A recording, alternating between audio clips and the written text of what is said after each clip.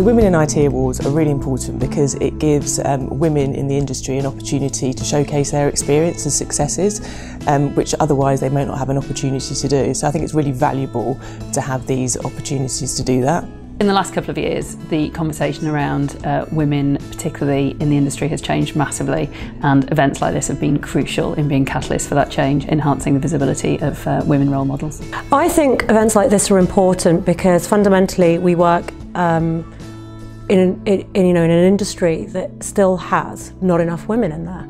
And if we want to encourage a change of thinking, a change of culture, there's two things we need to do. We need to create the role models that the younger females look up to and say, that's where I want to go.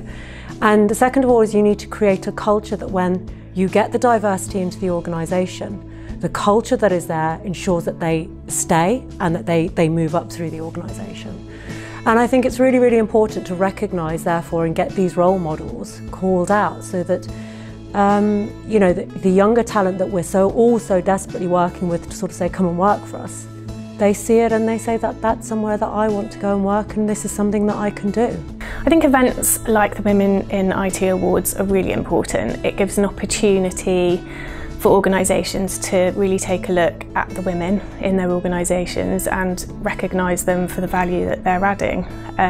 Certainly in our organisation, the kudos that people feel when just simply being nominated by some of their peers is really valuable.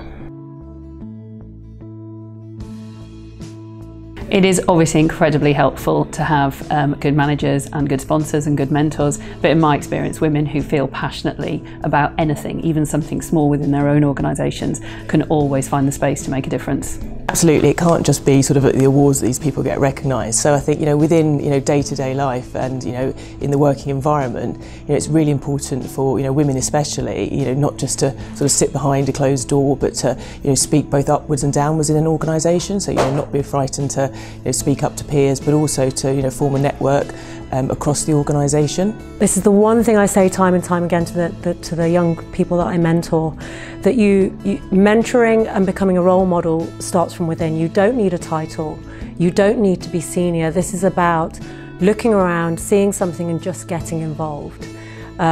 You know, if little things like if you don't have a sort of something like a lean-in group or some kind of environment where the younger female talent is coming around and sharing ideas, set something like that up.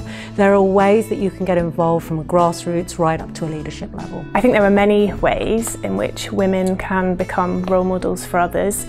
For me, a lot of that is around how we go about doing our work and how we seek opportunities to really promote the highly skilled, valuable women that we have in our organisations around us.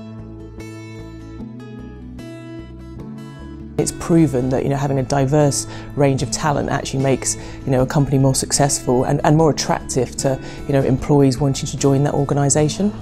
I think it's a no-brainer. I mean, everybody has seen the metrics. Everyone knows what the business drivers are in, you know, how much better companies where they have a higher representative of females on the board, how much better they perform. That's a given.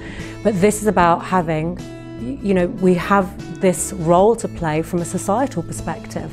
When I always say to people, when we go outside on the street and we see people, the people we see on the street, it's very important that when we come into work, when we look around, do we see the same diversity?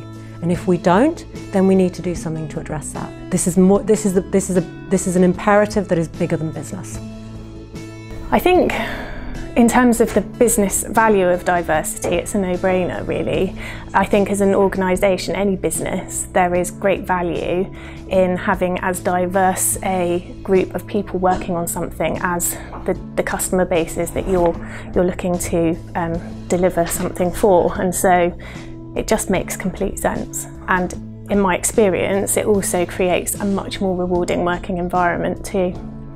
I think it's becoming more and more obvious now within technology that diversity of thought, diversity of thinking, particularly at a senior level, is the only way to maintain your competitive advantage in a consumer space which is just changing so rapidly.